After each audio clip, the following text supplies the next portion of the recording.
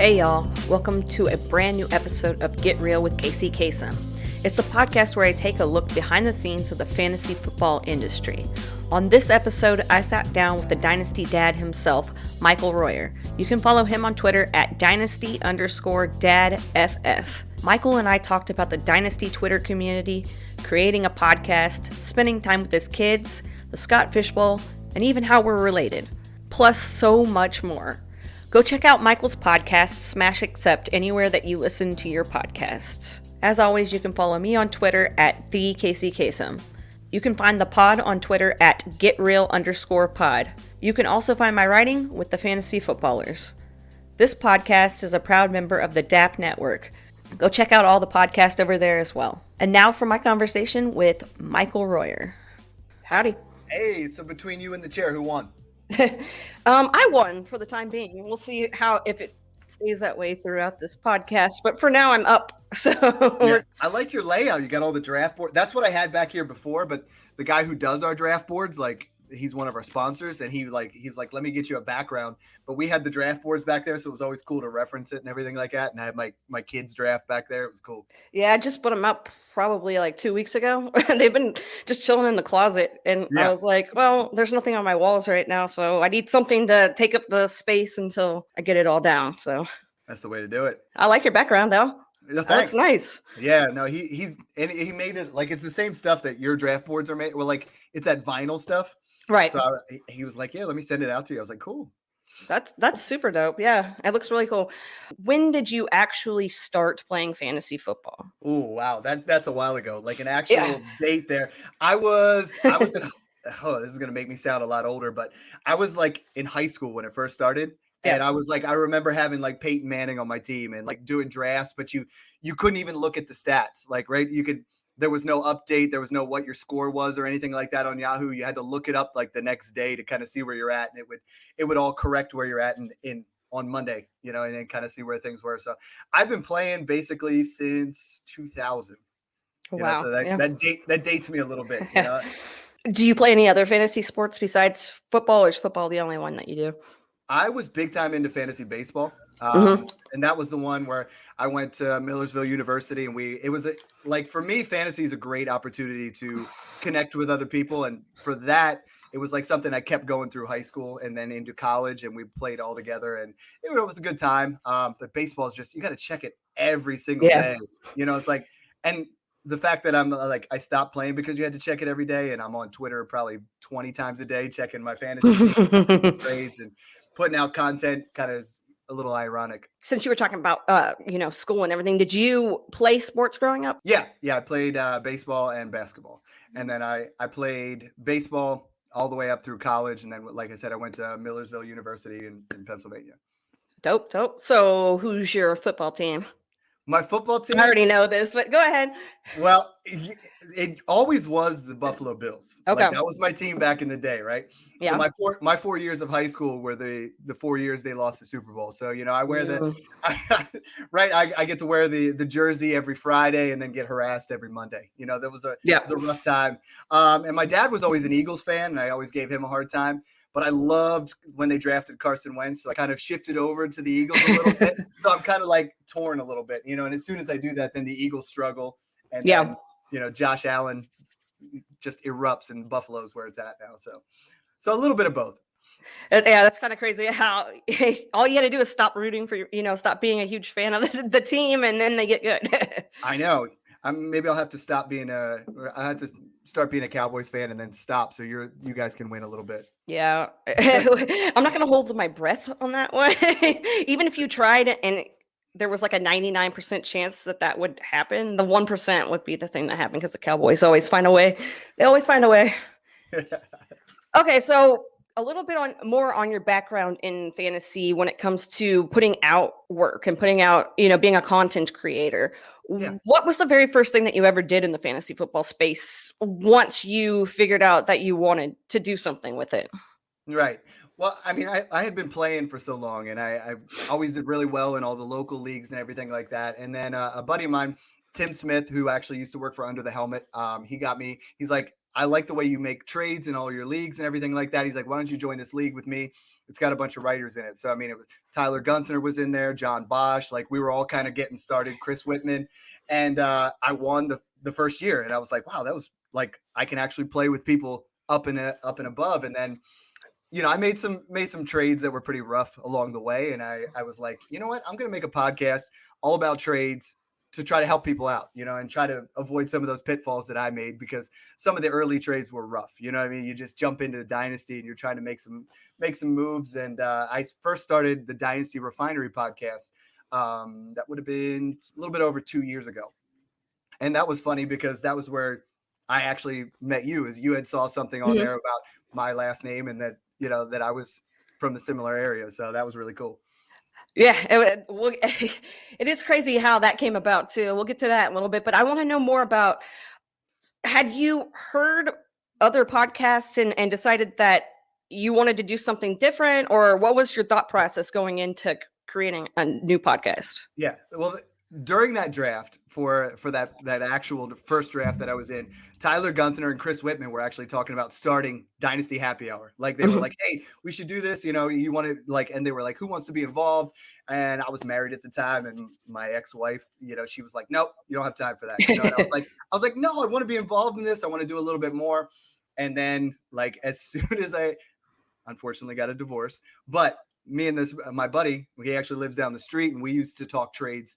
And we used to talk fantasy football for hours. And they're like, let's make a podcast, you know? And that was like, for me, it's just been history ever since then. You know, we moved from Dynasty Refinery. He doesn't do that anymore. So now, as you can see behind me, we started the Smash Accept podcast about a year ago, and it's taken off. I mean, it's doing great. And I just love interacting with people.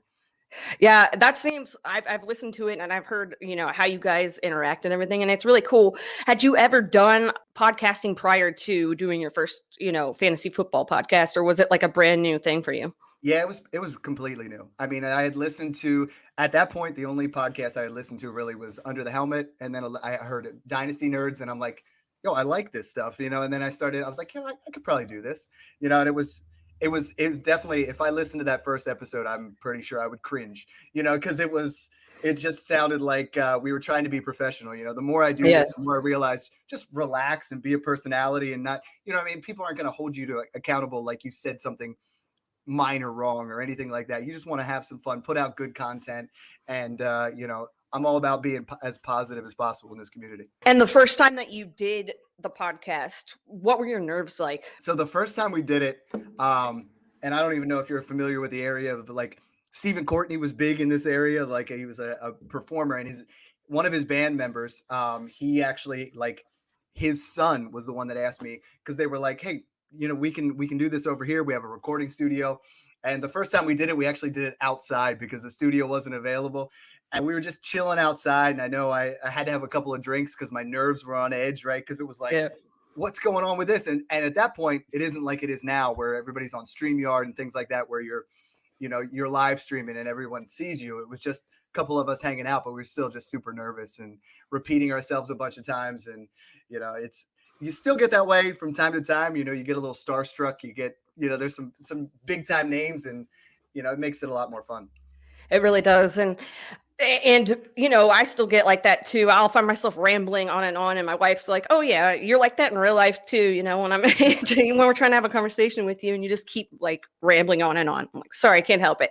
But I just want to make sure that, you know, everybody gets to know who you are as a person. And I want to know also about the podcast. Had you done anything else in the space besides podcasting? Have you written?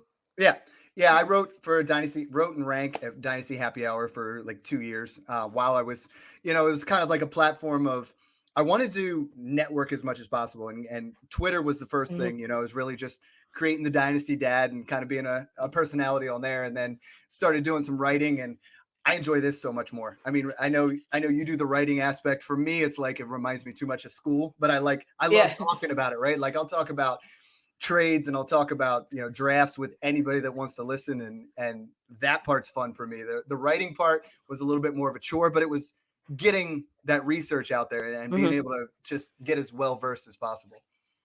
Yeah, I totally get that. I'm the same way. I didn't know that I wanted to like actually podcast, so I started doing it, and then I was like, oh yeah. I mean, writing is.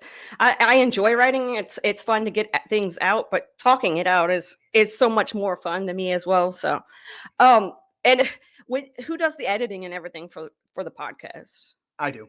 You But do. we don't do very much editing. I mean, Yeah, I was like going to ask you about that. I have like back when I first started with they did the Dynasty Refinery, my co-host Jared Fox, he used to do all the editing and he used to try to make it like perfect. And I have fantastic co-hosts now. Hmm. Shout out to both of those. John, he's at Dynasty_trades, and then Mung, who's at FFA_Mung. They are fantastic, and we just vibe so well. It's like we have Hmm. this mesh where we kind of pick each other up, and it's like I don't end up having to do hardly any editing at all because they're so fantastic, and getting the guests on, it just everything flows really well. That's awesome. Yeah, you guys can hold a real good conversation as well, so that makes it easy. There's not big pauses and everything. That's great. Do you Yeah. guys kind of feed off of each other's cue? Are there certain cues so that you guys don't step on each other's feet or like talk over one another? When I first started, so I went from Dynasty Refinery, and then I was like, I'm going to create the Dynasty Dad podcast, right? Yeah. So I did that, and I was like, I hate this solo thing. This is horrible. So I had this Smash Accept crew where we were just talking in there, and I'm like, let's just make this the podcast. And we've been talking in there for months, and they still kind of, as the host, I kind of take the lead on things and incorporate them, but I always give send out the show sheet ahead of time, and Hmm. everybody knows kind of the direction we're going to go on the show. But the more I do this, the more I realize that, you want to have it as open as possible. You want to let those dialogues go where they need to go, because that's where you get the good content. It's not necessarily all pre-scripted and this is what we're going to talk about. Sometimes you go down a rabbit hole and you're like, that was really awesome. Yes, exactly, and it feels so natural. How does the show sheet come about? How do you put that together, and what kind of advice would you give to people who are putting together a show sheet? Yeah. I mean, like, for instance, most of the stuff we deal with is trade shows, and right now we've had a lot of awesome guests. I mean, we had Ryan McDowell on and Matt Hicks. And when those guys come on, I want to say, like, we're all good at certain parts of what we do, right? Like me, I'm fantastic at trades. I made 130 fantasy trades last year. Like I love making trades. I love talking to people. I love negotiating. When we have people on like, Matt Hicks, I want to take it towards rookie drafts, and I want to gear it towards what they want to talk about and line it up that way. When we do our trade shows, though, that's my favorite, because what I do is I just put it out there and say, for instance, last year when Michael Thomas went down, I was like, send me your Michael Thomas trades. Let's talk about it. And I had over 50 of our listeners, send it in trades, and we break them down. And that way, when you're listening to our show, you can say, okay, I have Michael Thomas. This is what he's going for on the market right now. And this is because it changes so quickly. For anybody looking to get into it, what do you want to listen to? Right. I mean, for me, it's like I talk about what I would want to listen to. And hopefully that's on the pulse of everybody else that's on Twitter. I spend too much time on there not to, but it's just have fun with it. I mean, a lot of people think it's, trying to be professional and act a certain way and sound a certain way, but it's like, have fun. If you're not having fun, the listeners are going to hear it. So talk about what you want to talk about and gear it towards that way. And when you're talking about trades, why do you think it's important for people to want to trade? Like, what should sway them to want to actually participate in trading? Because there's some people that are just like scared to do it, So, what is your Yeah. advice to them? I don't think you can actually, I mean, from my experience, you can't just draft your rookie every year and then hope that pans out and not make any trades and stick with the same roster. For me, the biggest part of making trades is I enjoy talking to people. I enjoy getting to know my league mates. You create relationships with people in your leagues. I mean, like I said, I got a divorce, but several people throughout my other leagues, they were checking in on me saying, hey, how you doing? Like, because they got to know me. Right. So I get to know my league mates. I know who's a Cardinals fan, and who's a Cowboys fan, and who's an Eagles fan, and who you can trade with, and like know when to, we say it at Smash Accept, it's like a stock market, trade when your players are up and buy when they're low, sell high, and just have some fun with it. I mean, that's what, for me, making those trades is how you really pull things off, and it's cashing in at the right time, kind of treating it like a stock market. That's awesome. If you we're going to do a podcast about anything else besides, trades. Is there anything, it doesn't even have to be fantasy football related, but is there anything that you would love to just be able to like talk about and have people listen to? Being a dad. I mean, I got 4 kids. I love talking about kids. I mean, I know that sounds weird, but like talking about the struggles of what we all go through when we do those kind of things. And I have 4 kids. They're all awesome. My youngest is 7. My oldest is going to be 14, which makes me feel really old. But I just love doing life with people and sharing those kind of experiences, because there's a lot of universal truths the whole way across parenting, and it's fun to share those things. And it's really fun to listen to as well. From I don't have any kids, but hearing the stories and everything, it's always really awesome, and to like kind of feel like you even know a person because of their family. So that's cool. How did the Dynasty Dad persona like come about anyway? Like how did you decide that's what you wanted to be? I mean, I was like, I was sitting here and I'm like, okay, what am I going to come up with? Like my first handle, I don't even remember what it was. It was like super corny, it was trying to sound cool. And I'm like, what am I all about? And I was like, I'm in dynasty leagues. I'm a dad. Like, that's my thing. I want to be the dynasty dad. I want to help them out. And 95% of the people that come on my show don't even know my name's Mike. They're like, they actually call me dad on the show. And some of my co-hosts, he's like, listen here, dad, I got to talk to you about this. And, I love interacting with people via trades, and they always hit me up on the inbox. They're like, hey dad, what's going on? And I'm like, all right. That's dope to have. Yeah, they can call me dad. Just listen. I go with daddy. When did you find out about fantasy football Twitter, and how did you, stumble across that? Well, like I said, Tim Smith kind of got me in on it. And like when I think it was 2014 was that year where everybody loved the rookie class, right? Mike Evans, Odell Beckham, like everybody came out.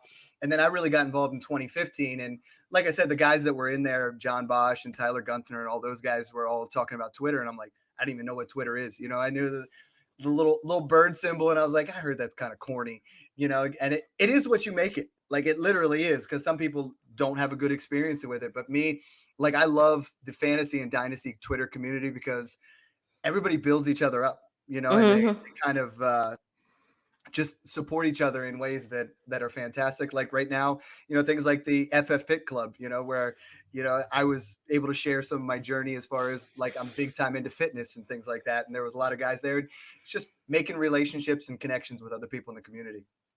And have you ever gotten to meet anybody from the fantasy community in real life, or has it all been not in real life? No, not in real life yet. Like I was the Dynasty Bros podcast. I was supposed to go down and see them for the combine this year, and obviously that didn't happen. So we've been trying to set up some things, but no, I have not met anybody yet. Is there anybody in the fantasy community that you look up to that you might even fangirl over? But somebody that if you met them, you'd want to pick their brain. Somebody that like it would be awesome to meet. That's what I love about being a host is like people will jump on. Like I really wanted to meet Ryan McDowell, and he, fantastic over there at DLF. And we have Matt Waldman coming on soon. I really wanted to meet him, and I was super jealous when you had Matthew Berry on the other day. Like, that's like the GOAT of what we're doing. Yeah. It's like Matthew Berry. He's just so chill and he really was. Down to earth with things. And it's just giving you opportunities to talk to people that I never thought I would, like Rich Dotson from Dynasty Nerds, like you just soak in what they're saying, and you're just trying to, we want to all pursue to do the best we possibly can. But sometimes you meet people and you're like, that person just knows it all, like it's just, they're a wealth of knowledge. And how do you network with those type of people? Like what kind of advice would you give to people that are starting out in this community that want to find a way in, and they want to like spread their branches? So what kind of advice do you have for them? It's crazy because you just reach out to people on Twitter and they're going to respond to you. It's like we all have started out where we had 10 listeners our first podcast. We've all been there, and we all want to help and try to. So if someone messages me, hey, Dad or Mike, want to come on my podcast? Absolutely. We're going to take time out. And, like I said, Matt Waldman's coming on in our show in May. I never thought just by putting on Twitter, hey man, you want to check us out? Like, and not even a direct message, but put it out there, just add him. And he was like, yep, sure, I'll do it. And you're like, wow, like somebody like that is going to do that. And then it just, once you start, then you start to get other networks where like, hey, this guy was on my podcast. Do you want to, potentially reach out to him? And it's just, it's mind blowing to me being able to talk to some of these great fantasy analysts. And when people want to talk to you and they come to you asking questions like how does that make you feel? And why is it important to interact with people that are interacting with you? I love it. I mean, I'm getting, 50, 60 trade questions a week, which is awesome. When I first started out, it was just a couple, but it just makes you feel good. Like people are coming to you for advice, and I really try to give them the best possible advice and look things up and try to, help out the best I can, because I was in that spot, asking other people for help. So to me, it's a good responsibility. It's something that's fun to interact with. But I love the little things where someone asks you a trade question and they're like, hey, I heard you have a 7-year-old at home, and then they'll say something else outside fantasy related. It's just, we're here to have fun with it. We're here just to enjoy it and do this dynasty and fantasy football life together. What kind of I'm sure you don't have to deal with this that often, but what kind of advice do you have to give to people who have to deal with the jerks that come at them? And I know if you haven't had to deal with it, you may have seen it. It's out there. So what kind of advice do you have for the people that are starting out that don't want to have to stress about that?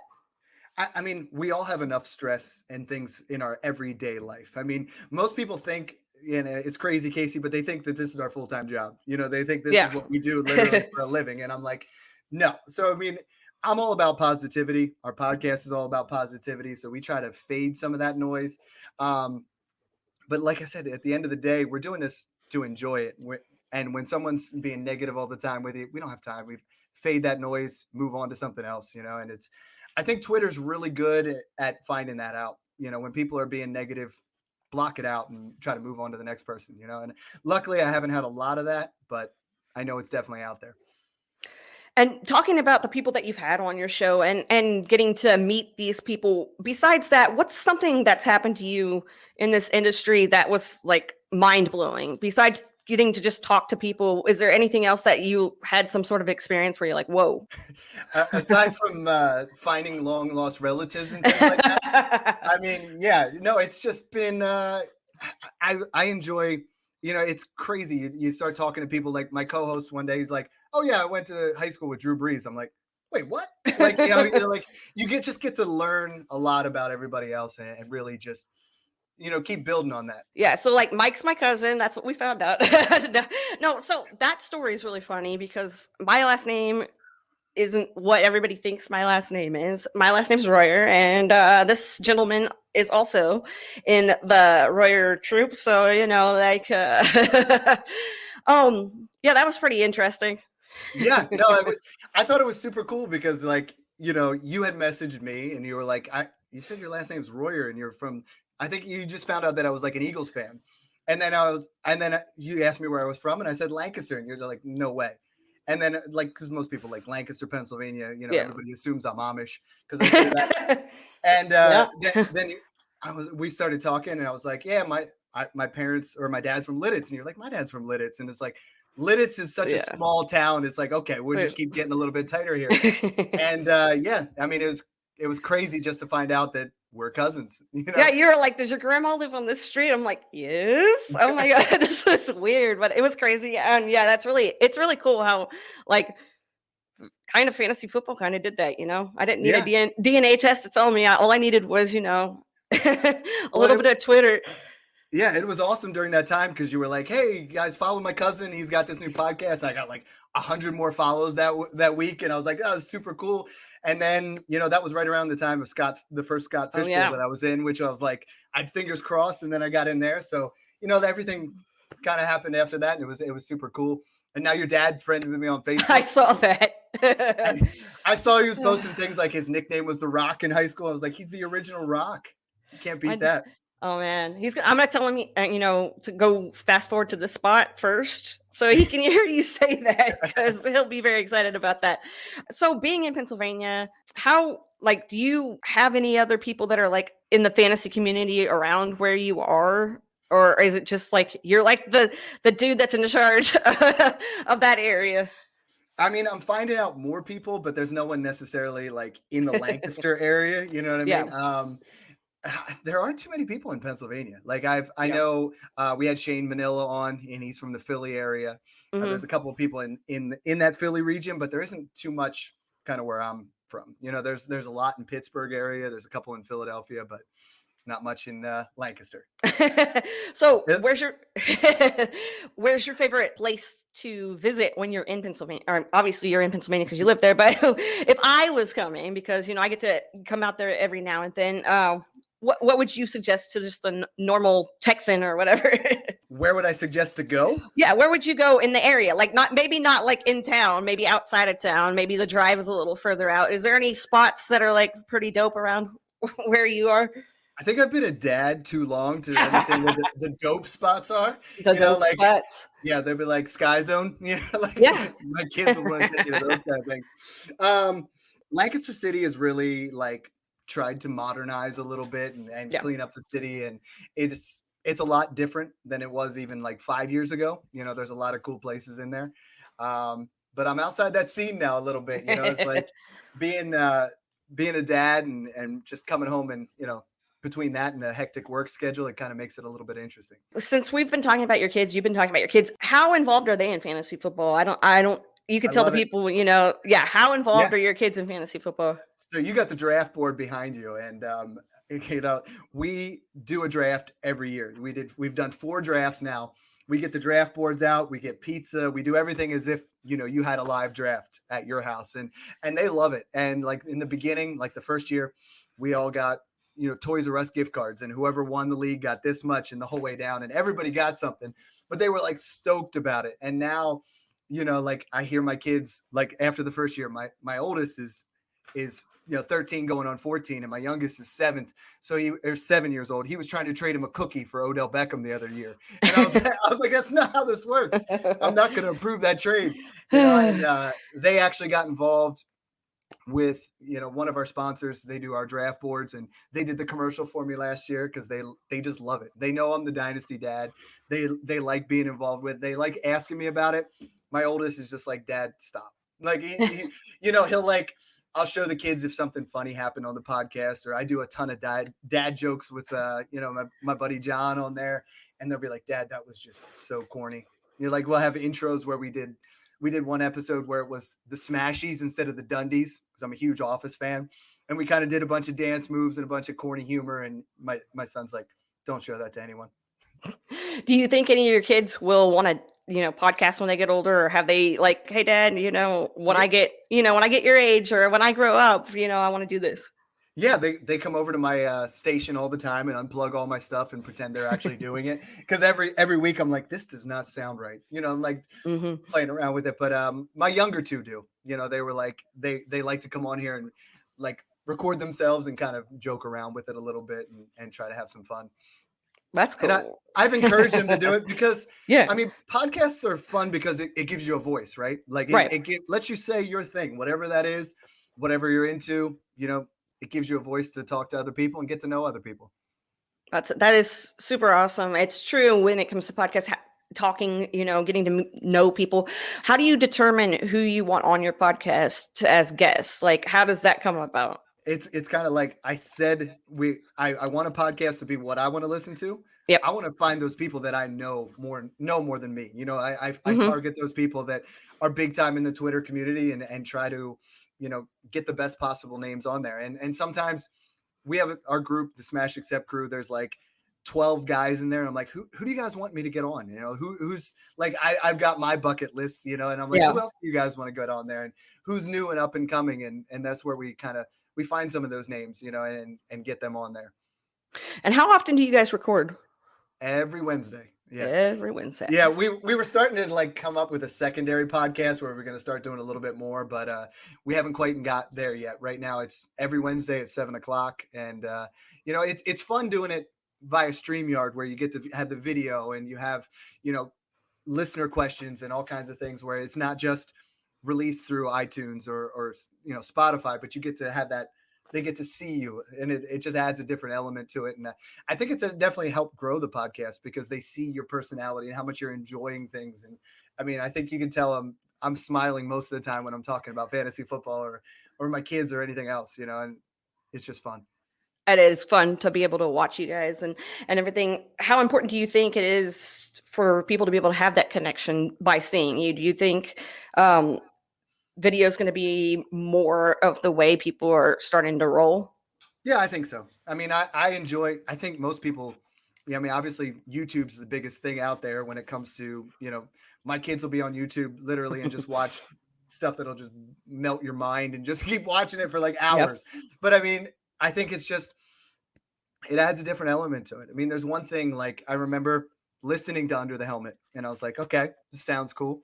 But having Chad Parsons on the podcast and getting to see him and talk to him and having Katie Flowers on it, just talking to him and seeing him face to face, it's more like a personal feel, and I feel like our listeners are that way too. They see us and they're like, they feel a little bit more personally involved into it instead of just like listening to it.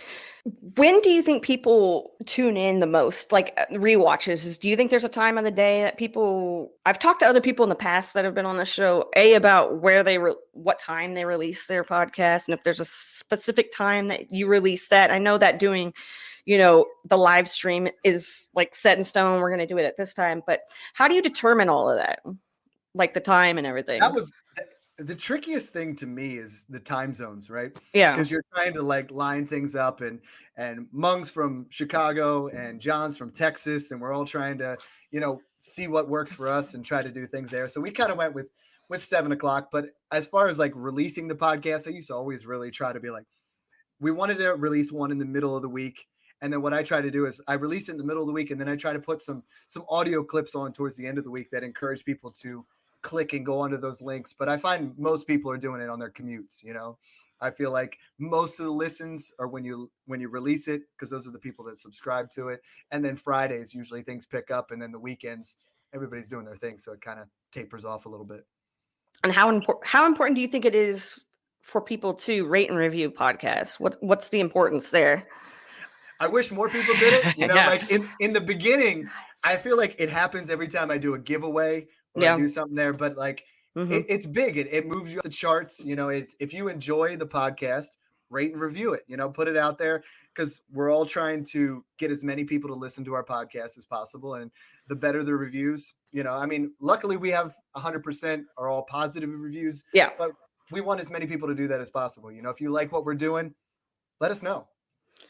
And when people let you know, about your podcast, and they bring things up, like you said, or they call you dad, they slip in and call you dad or whatever. Yeah. How do you feel when people reach out to you like that? Like, to feel like you kind of have a fan base? How does that feel?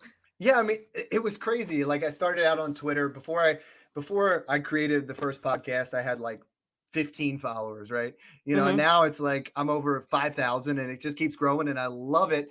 But it makes you feel like you have a little bit of responsibility with it as well. It's not like any of us are, like the Twitter follow count isn't like the biggest thing, but having people that want to listen to your podcast and want to follow what you're doing is important, because it means you're doing something good, whether it's they just want to be a part of that positivity, part of those trades. But the one thing I like to do on my podcast is I give those people a shout out. So, let's say you would message me on Twitter and say, what do you think of this trade?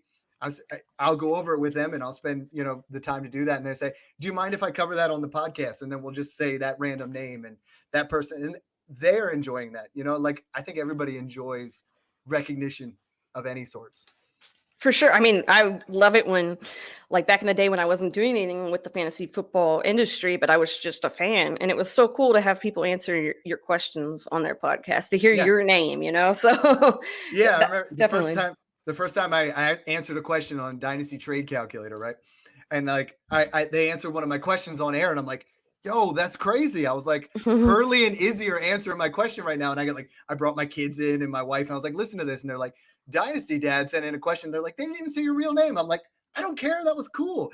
And now I'm playing in leagues with those guys. It's a lot of fun.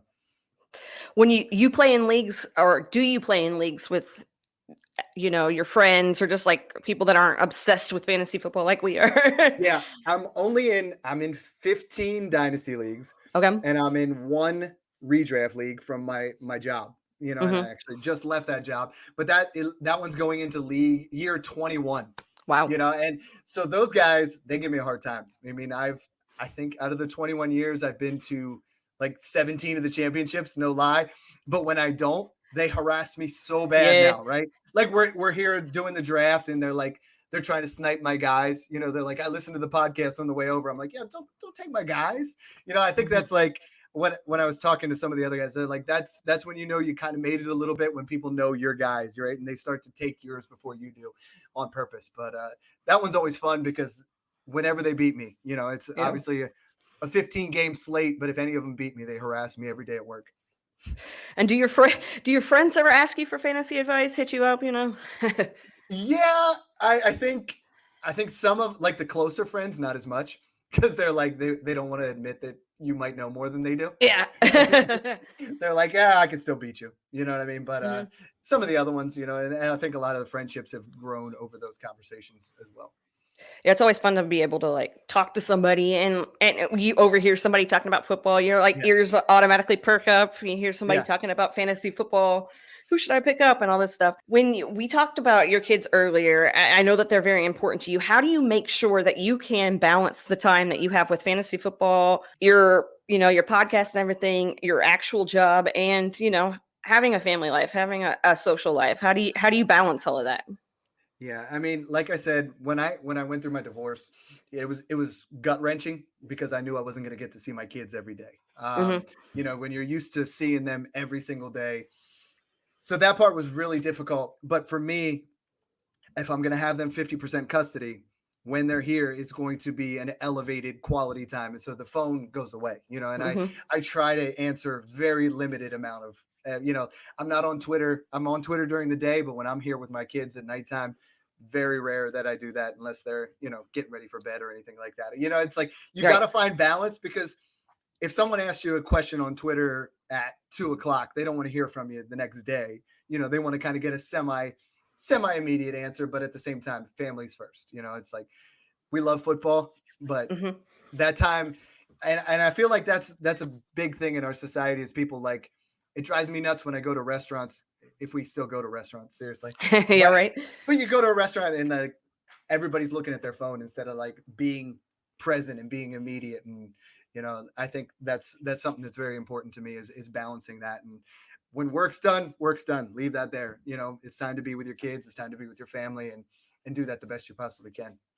Agreed. 100%. I agree with that. Like I said, I don't have kids, but like when I'm off of work and I don't have, an article let's do, or I don't have a podcast I have to get out, like every other, I'm trying, but I keep saying Yeah. that every episode because I'm hoping one of these episodes she'll listen and actually understand I'm trying. But she says she won't listen because she feels like she'll get secondhand embarrassment from it because she knows me. And Yeah. My girlfriend Joy, she's fantastic. She lets me have Wednesdays. Wednesdays are my day to record, my days to go on other podcasts. And she actually listened to the podcast like in the beginning, like every single time. And I'll be like, get in the car and it would be on. And I'm like, you're not really listening to that. And like, and I would reference her from time to time, and she would hear it. yeah, So like, you know, she's very supportive of that, and you know, she lets me have my time. And I think we need these kind of things. You know, everybody needs an outlet of some sort. And if fantasy football is yours, get out there. And you know, I encourage people to reach out to one of us. I mean, I have, like I said, there's 12 people that kind of work at Smash Accept, but I let them come on. You know, we all yeah. take turns being on the podcast because everybody enjoys doing this and just coming on here and having some fun and talking it over. For people that want to like guest on podcasts, but they've never done podcasting before, what kind of advice do you have for those people that are trying to like, they just want to guest to test the waters first? Yeah.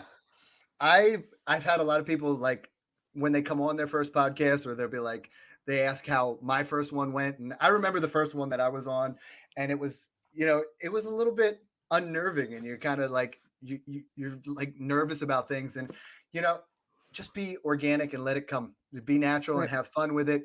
But I tell them, you know, we're doing it on our computer, put your notes on the side, you know, like split your screen and have some touch points. Don't stare at it, but you know, like everyone feels like you need to know everything at all times, but relax about it. And, you know, we're all just like, there's no one, you're going on a podcast, and whether it's Matthew Berry's podcast or your podcast or my podcast, we're all just, you know, we're all just human beings. We're all just people enjoying what we're doing. So you don't have to feel like there's that pressure, but, you know, get out there, have that voice, and have fun with it. And it is, It is kind of woo at the beginning, like it just Yeah. is. And everybody feels that way. So if you're wanting to get involved in it and you're scared that like your nerves are just going to take over, like it happens. It does happen. Your nerves might take over, but once you get started and get into it, like you get a lot more comfortable. And if you don't, then you learn the next time. And if it still keeps happening, then you learn maybe I want to be a writer instead. I don't know. Yeah, it's like public speaking, like there was some people that have been on my podcast 5-6 times that are part of the Smash Accept crew. And I'll tell them like the first time I'm like, hey, you seem very nervous. You were saying a lot of the ums and just relax and have some fun. If it doesn't feel normal, just pitch it off me and we'll go that way. And it's fun to see the more you do it, the better you get, the more relaxed you are. That I think my thing was I used to always say, you know what I mean? Like, because that was something I would say to my buddies. I'd be like, hey, why don't we do this? You know what I mean? And then I'm like, why do I say that on here? It makes no sense. Yeah. And we all cringe when we listen to ourselves anyways. Oh, Don't yeah. don't go back and listen to it afterwards. It's rough. Yeah, when I'm going into edit, like I've learned, like when I first started doing the podcast, I was like trying to take out every I was trying to and I was like, this is a conversational podcast, and I trip up over my words, and I'll obviously take the pauses and stuff out, but we're just trying to have fun, and that's how every podcast you should go into it looking, like after a while you just decide that like I don't really need to edit it as much as I thought I did, and I listen to mine on 1.5 speed while I'm editing it, just to like kind of You like, have to, right? yeah, just to kind of, because I don't want to. I'm like, well, I sound like a chipmunk, but like I'm supposed to because it's at 1.5 speed, right? So, do you have any other tips for people when they are like first starting out and they want to kind of learn what they're doing wrong? Like, should they listen back and just kind of take notes? Should they go into it with like a clean slate every time? What do you think people should do when they first are trying to get some reps under their belt? I wouldn't say go back and listen to your own. I would say like get your whoever you're dating or whoever a loved one to listen to it, because they'll be honest with you. You can't mess up. Then like one of my first ones, I was guest spotting on a podcast, and I was telling them how good of a running back Dalvin Cock was. Like I mistakenly said, and I was like, oh geez, like I'm done. Like just get somebody that you know and trust to listen to it, because if you listen back to your own, it's funny. My parents will actually listen to mine, and I've actually got my brother into guest potting on Smash Accept from time to time. So it's like he enjoys doing that. He's at the Dynasty Lefty, and my parents will watch it, and they'll say, why did you say this, or what this sounded a little bit bad. But at the end of the day, you get better every time, and it's just about feeling comfortable with it. Yeah, exactly. And just be prepared if you know ahead of time, like you were talking about with the show sheets and everything. If you know ahead of time the bullet points as to what you guys are going to be talking about, like you said, have your notes, and just kind of. But it is conversational, and it kind of just most podcasts kind of just come naturally. It just sounds like a nice group of people talking, which is cool that you have people on the show with you. Like you said, you were doing a solo podcast. If somebody chooses to do a solo podcast, that's the way they want to go. What are the upsides, you think, to doing a solo podcast versus doing a podcast where you have multiple people on it? Yeah, I mean, I think it might have been the first 10 episodes I did before it was Smash Accept. It was called the Dynasty Dad Podcast. And I think you really got to be prepared. You got to make sure if you're doing it by yourself and just talking, you definitely have to have it there, because the worst thing for me when I'm listening to a podcast is dead air. Yeah. Like I can't stand that, and that's something where it was very difficult, because you're trying to talk, and then, you've seen, I've taken drinks of water several times already. Yeah. You're like, you got to cut all that stuff out. And I mean, whatever it is, just make sure you're passionate about it. Right. If you're passionate about it and you can talk about it nonstop, that's why I do this, because I'm passionate about football. I'm passionate about working with people. And if whatever your passion is, if you're able to talk about it, go for it. Everybody deserves that chance to have a voice on things. For sure. And I tried the route that you guys are going with, the fantasy football podcast kind of route, and it didn't work out for me. So I found something that I felt more comfortable doing. Not that I don't know anything about fantasy football, but I know that when you put out the content, it's right then, right there. You have to get it out because of time sensitivity and everything.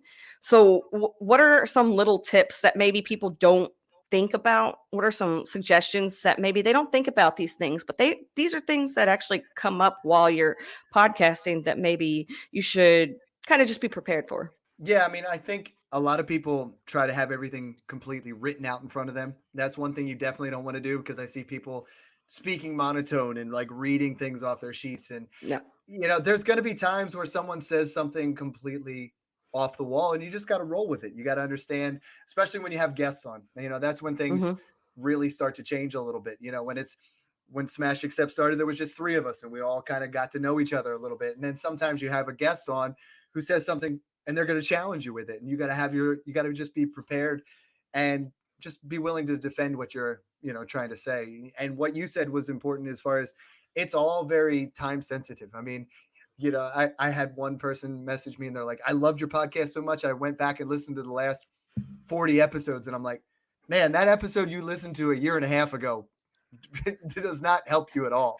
It's like, if we're talking about dynasty fantasy football, if you're talking, at that point we were probably trying to say Tom Brady's washed and you should probably trade him away. Maybe they wouldn't listen to your smooth, silky tones. Because when I listen to you on the podcast, you sound like you're chilling. You guys are having a conversation, but you sound so well spoken. Like the words just come out. Like I don't know. It doesn't feel like to me that you're tripping over your words. Yeah. Uh, I was a teacher and then yeah. I was a coach. So I mean, like I love talking. I love for me, what the part where I really start to get on rants is where I'm trying to teach trade principles or trade techniques to really get things done. I mean, it's fun for me to talk and I'm a big time extrovert. They make fun of me at work for it all the time because if I got to be quiet, work's rough. Amen. So Dynasty, we were talking, you started out doing redraft, is that correct? Yeah. Right. Okay. Because most people do, except for if they're Ryan McDowell. So, so the transition from doing redraft to doing Dynasty, what was that like? Because I know when I first joined Dynasty, I was real scared that like it was going to be a completely new beast and I was going to be so bad. So, how was that? For me, it was like I started doing Dynasty before I knew Dynasty even existed, right? So I Mm-hmm. was doing redraft, and everybody loves like Madden mode where you can franchise mode where you make your trades and do all that kind of stuff. And then I was like, why don't we create a league where you have a keeper, right? And Twitter wasn't around then, so it was like that was something to me that just seemed like crazy, right? And Yeah. then we started making leagues where it was like you can keep 2 or 3 rookies if you do them, and then it was like it just kept progressing, right? It was like a gateway drug. We just kept moving. And then when I got introduced to Dynasty, I was like, this is it. Like, this is, you mean I get to keep my guys? Like, these are my guys, that's the worst part of redraft, right? You win the whole league. And now it's like, well, start over again next year, and it's like Dynasty is just cool because you get to keep those guys and you get to keep building things and you keep that same group of guys together and it's fun. Definitely. How did you find all the leagues that you're in? I mean, what were the ways that you went about it? I'm the commissioner of most of them now because I'm kind of I try to run things my way. I'm semi-alpha-ish, if you will. Yeah, I was going to say, are you kind of a big deal? Is what I thought you were going to say. So No. I don't put myself up there. But like you start out and you do. I'm only in one quarterback league, and that was like my second one I've ever been in. And then you're like, well, we need to find a super flex league. We want to get into that, and then find a group of guys that are the hardest part of Dynasty is when you do redraft. You draft with those 12 guys, and next year, if one of them drops out, who cares, right? You get somebody else. right. It's never hard to just be like, anybody want to play fantasy football? But in Dynasty, when somebody leaves, then it becomes very difficult. So then it's like in the beginning, now I'm in the most leagues I've ever been. It's 15, but they're all guys that stay together. Like I have 2 or 3 that are all Pennsylvania guys that I know that I've played in so many leagues where some of them disband and we take the best guys out of those and move them in another one. And then there's industry ones where they all have their own podcasts. So I know they're not going anywhere, and it's like, I want to play with a group of guys that are committed to it. So that's kind of where most of ours come out. And we have 2 listener leagues from Smash Accept. I have an old listener league from when I used to do Dynasty Refinery. And those kind of things are fun too, because you play with people that listen to the podcast and people that want to be involved with what you're doing. And you were talking about being in leagues with industry folks. And we were talking about, you had brought up Scott Fishbowl earlier. When you when you got that invite to be in the Scott Fish Bowl, what was going on, and why do you think people are so obsessed with Scott Fish Bowl? Yo, it's like Christmas, right? Like Right? right after I did it, I think I even said something to you. I was like, "Yo, I got in!" Like you and I just started talking, Yep. and because at that point, like I was just started my podcast, and I'm like, wait a second, this is going to be an opportunity. And I'm going to play in leagues with Michael Fabiano and Matthew Berry, and like they're all in here, right? Like everybody. So it's and Scott, I can't wait to converse with him on a podcast. But what he does for Fantasy Cares and all that kind of stuff, it is really just an awesome experience. Last year, I got to do the Fantasy Cares Eliminator to add a little bit of extra money to Fantasy Cares, and people were playing in leagues with me, which was kind of cool.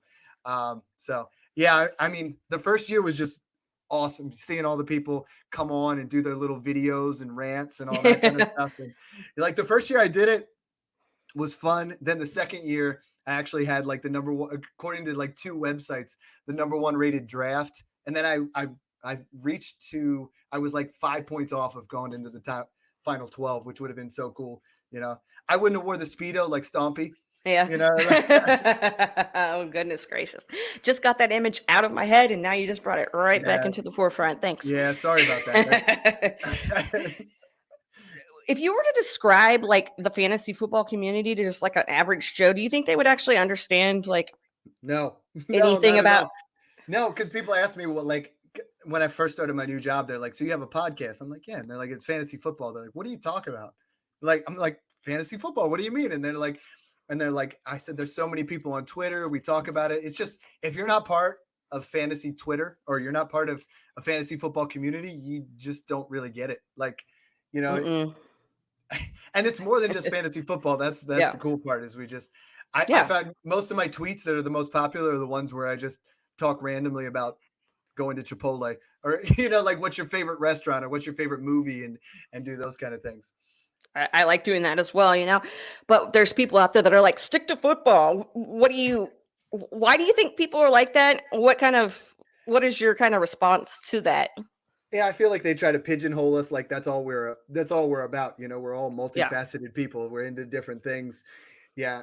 To me, it's like, we're all, like I said a bunch of times, I mean, we're in this to have fun. We're Right. not like, I see that a lot. And unfortunately, I see it a lot, especially from, the female analysts. They're like, stick to football or do this or like, and it drives me nuts. It's like a matter of being positive, no matter who we are or what we look like. It's just, it's not fun. It is not. And the last few weeks, I feel like I've just not been paying as much attention to Twitter, and it's been really nice not seeing negativity. I'm just paying attention to articles and stuff. People are grinding right now. Drafts about to come up and everything. How is your off season? When I mean, I know with Dynasty, there's no real off season, but how do you have to change from being in season to when you're in the off season? I think the off season, as far as Dynasty is, it's new for when you're just starting out in Dynasty. Those are the people that are like their first year or two. They probably take off from February till right about now. The draft's on my birthday, so like that's that's dope. when yep, exactly. I'll be 40 years old. Oh, you don't look 40. No, but like I feel like we all go through different spurts where we kind of get a little bit of a burnout.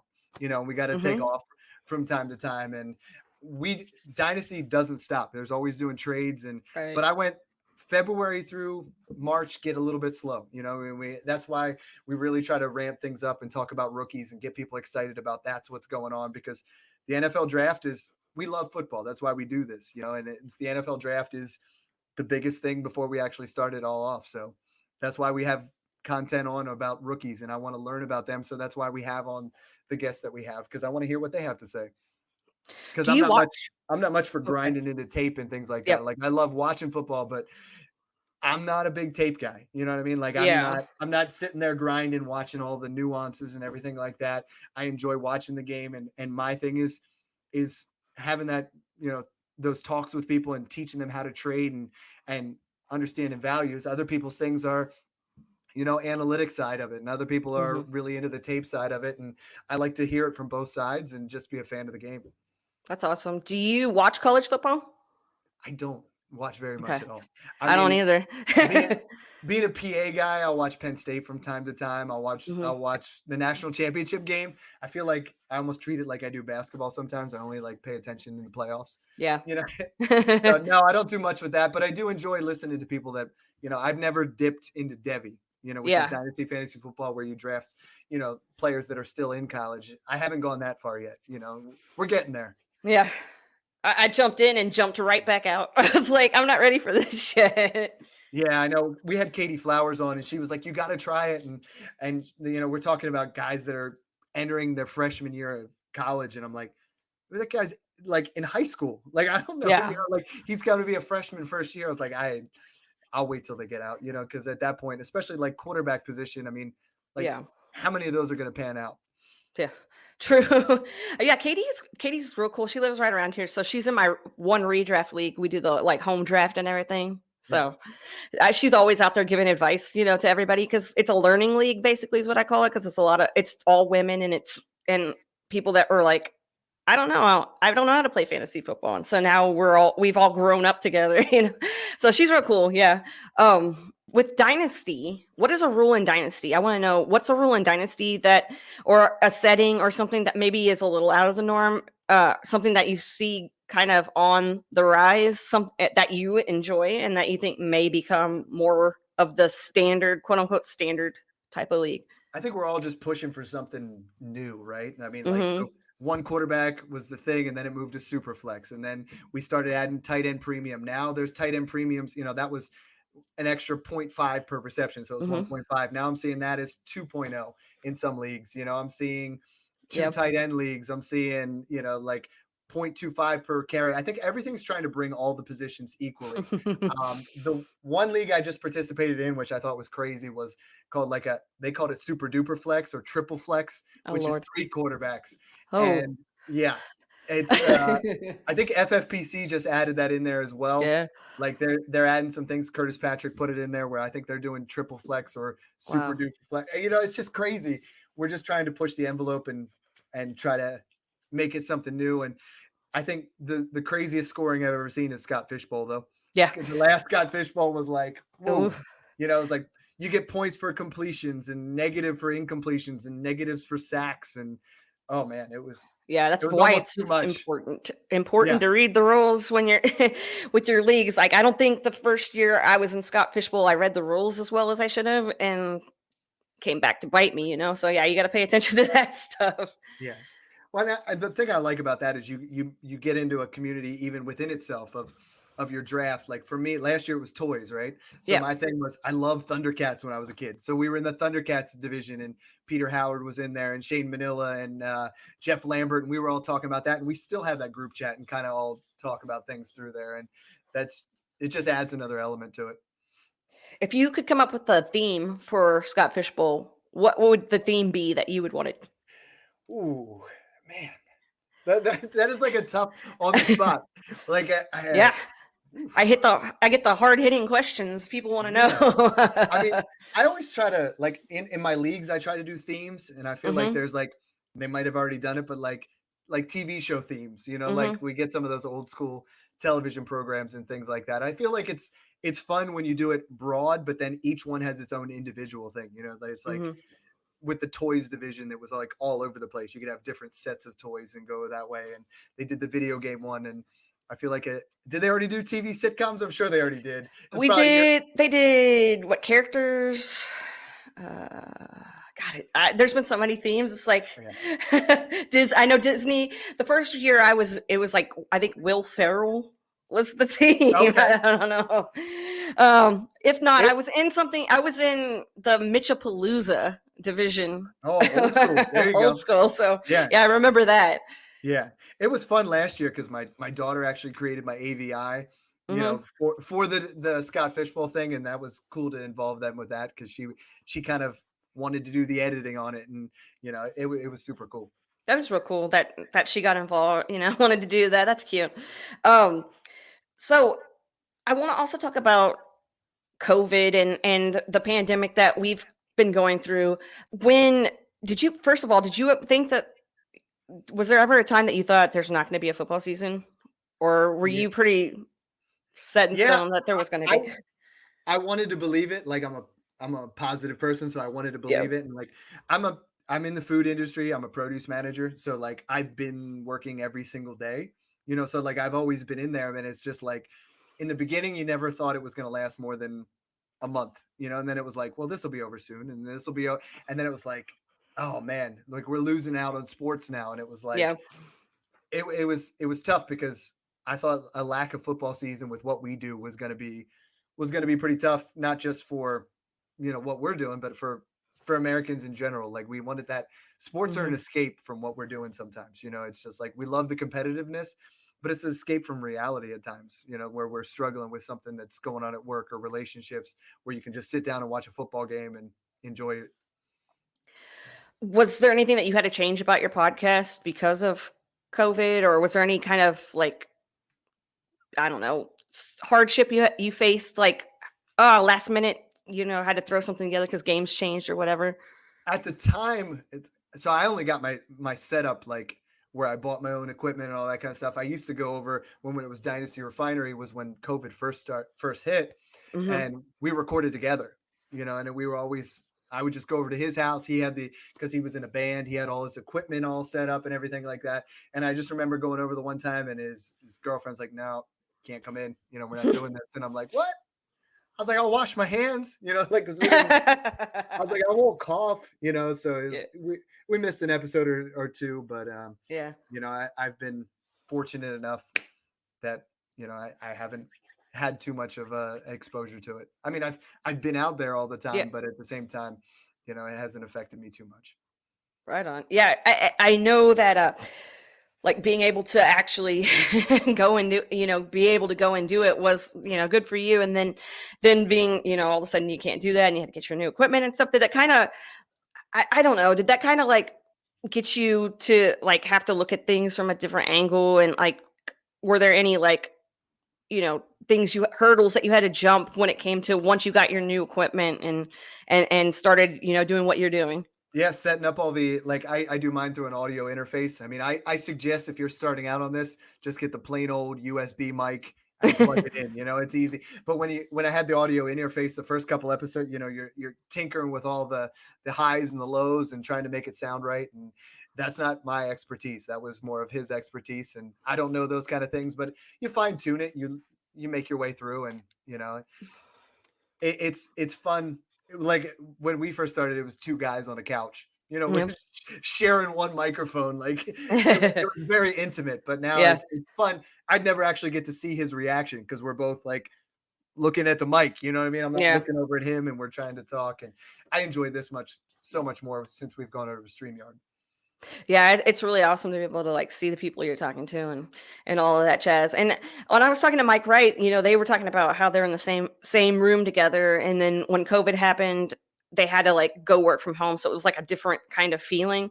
Yeah. They weren't sharing microphones, so but what is like something that you have in your equipment that you think is like something people don't usually think about as something that they probably will need when they're recording or when they're doing their podcast or videos or anything? You want to get a setup that's comfortable, right? Hmm. And my guard disappeared. That was like I had my what is like the spit guard or whatever like that. Yeah. So your P's and your S's and everything like that. You want to get a mic stand so it's Yeah. comfortable. Like, you don't want to have it in an awkward position. You put it in somewhere. And the one thing that now that we're doing it on video is Hmm. having good lighting, like having lights that actually come on you. I mean, I see things and just dim lit rooms, and it's just not. It's part of the experience, is Hmm. the being able to see the person and have things lined up. And like I love your draft boards you have in the background, and luckily one of our sponsors hooked me up with our Smash Accept logos behind me and stuff like that. It's just it adds more professionalism and more fun and uniqueness to everybody's podcast. Yeah, and it just feels cool to have that little space that's all your little space, like the average person's not going to come in here and be like, oh, that's the coolest thing ever. But like when I see other people's setups, when I see like your background and stuff, I'm like envious. I'm like, dang, I need to get something like that, so it is cool to be able to see that. Why do you think that people put out podcasts, start going with podcasts, and then kind of get in a rut and they don't know what to do? Where do you think they need to find creativity from. I think we all kind of go in ruts where every now and then, you don't want to go to work or you don't Mm-hmm. want to go to the gym, and you kind of like have that. I think for me, the easiest part of so there's some weeks where I'm like, I don't know if I want to do the podcast this week. Like it's been a Yeah. rough week. And then you get on there and then you have fun with it because you realize it's an outlet, it's an escape from what we're doing.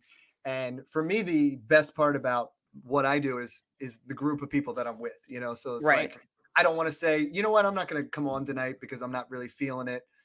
Like I want to go on there and I want to talk to those guys because for me, that's 1 hour a week where I get to talk to a couple of friends and I feel like the listeners when you don't come on for a week, they're like, hey, where we at? We Yeah. missed the podcast this week, so it's something for them too. It's like I think it's sometimes we all go through that, but sometimes it's you got to look at it almost like on a selfish vantage point of what I like don't feel like doing this anymore, and I feel like you get into a situation where some people burn out and they just kind of podcasts come and go, and Yeah. They. it's not for everybody, Yeah. but definitely encourage people to try it. Is there anything that you want to try that you haven't dipped your toes in yet when it comes to putting out content?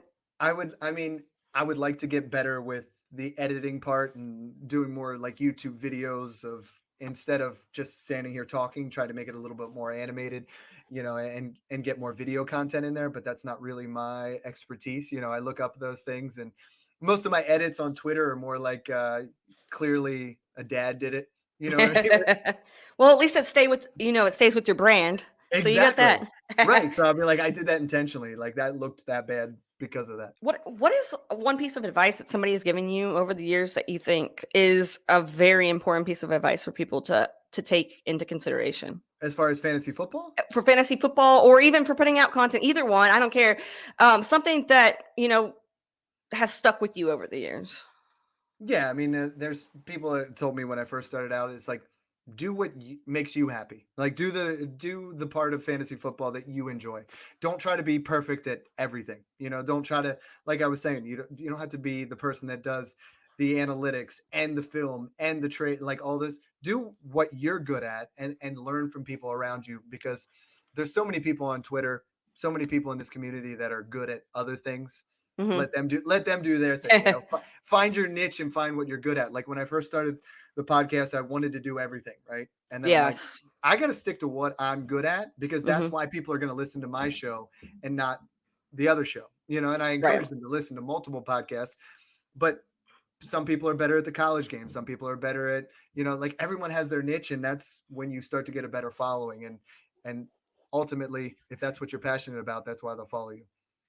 Have you ever had the imposter syndrome where you feel like, I don't belong where I am, or like sometimes I'm like, there are people out there that are way better at doing this than I am, and why are people even, why do people care?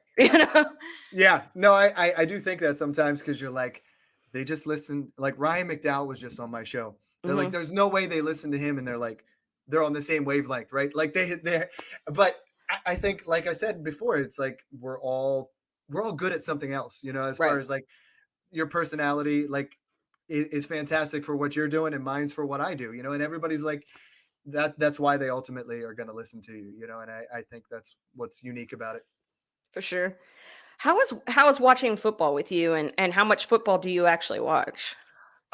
So when I first started in fantasy football, I used to go over and like check the scores and check everything out. And when I was in one or two leagues, I used to watch the game on like pins and needles, and I would be like trying to, if this player catches a touchdown here from this quarterback, I lose. But I'm like, and then once I got into about like 10, 15 leagues, I'm just chill watching football. Like I enjoy just sitting there watching it with my kids or watching it, with my friends, where I used to be super rigid 5-6 years ago, but now I'm like, I'm in so many leagues, whatever play that happened that helped me in one league and hurt me in another. So I'm chill.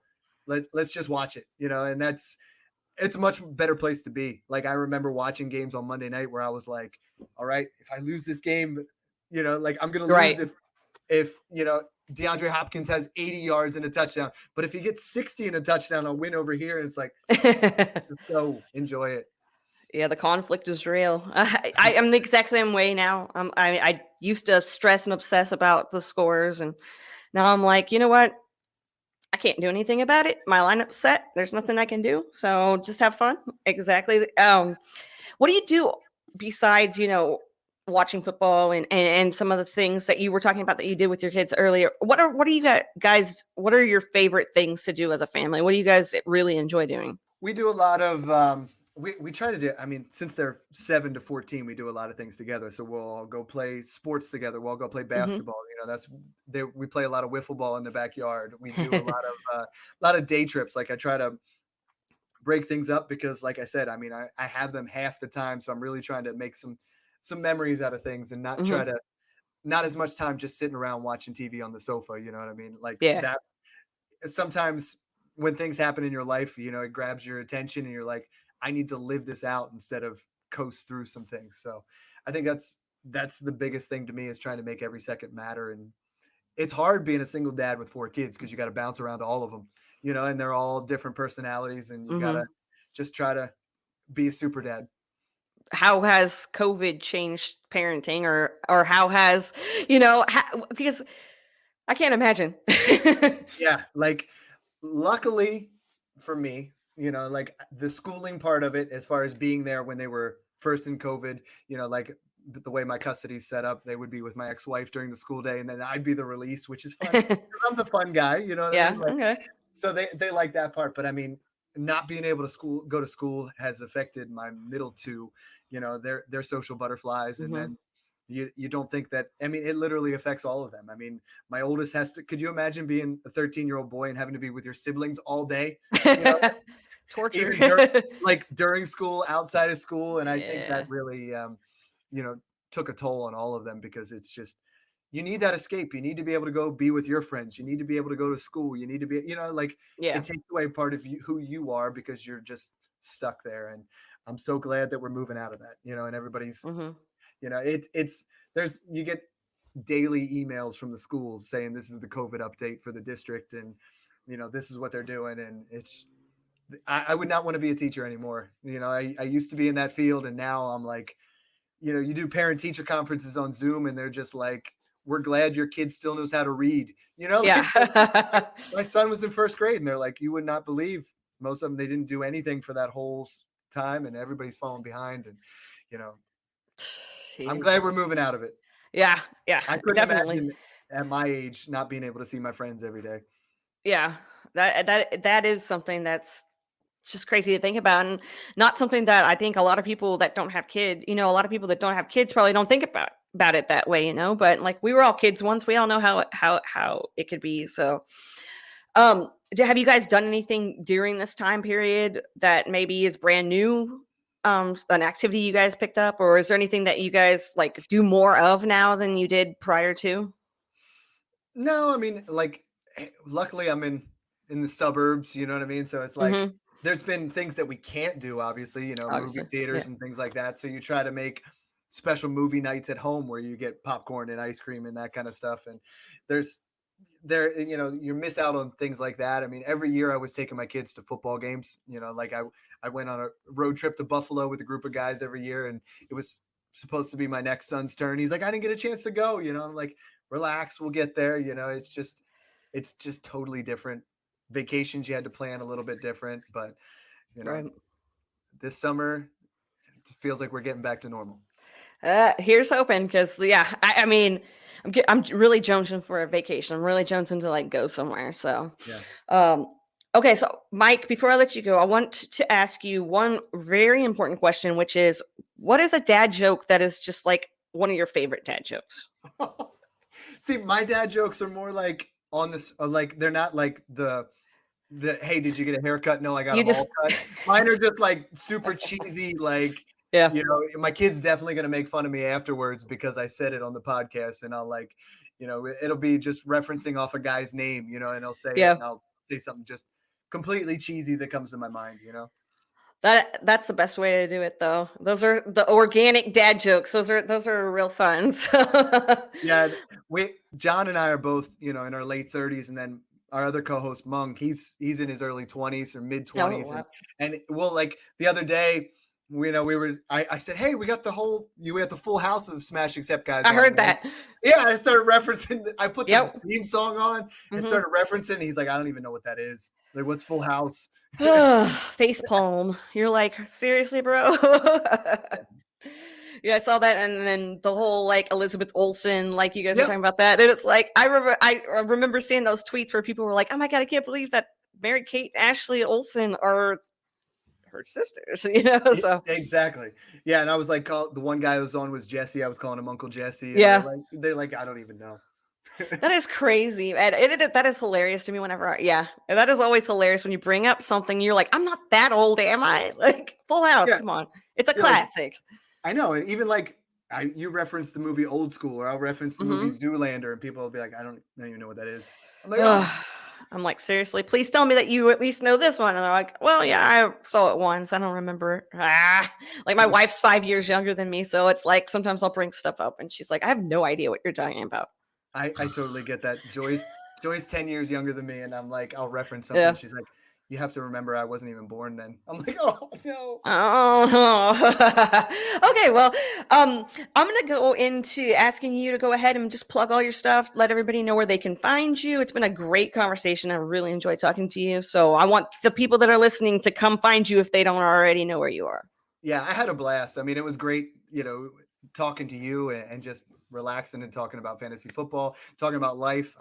You guys can find me on Twitter. I'm at Dynasty_DadFF. You can find the Smash Accept podcast. We're out there every Wednesday. It's on YouTube. It's on Spotify. It's on iTunes. Not doing any writing. We're working on some things as far as Patreon and possibly websites from now on. But, it's just, hit me up on Twitter. Like if you guys want to learn about Dynasty, that's what I'm here for. I'm here for teaching those things, trade techniques, all that kind of stuff. And just, giving you some corny dad jokes along the way. Love it. Love it. Love it. All right. Well, everybody that's listening right now, we really appreciate it. And you guys go check out Mike and all of his work, and we will see you next week. Bye.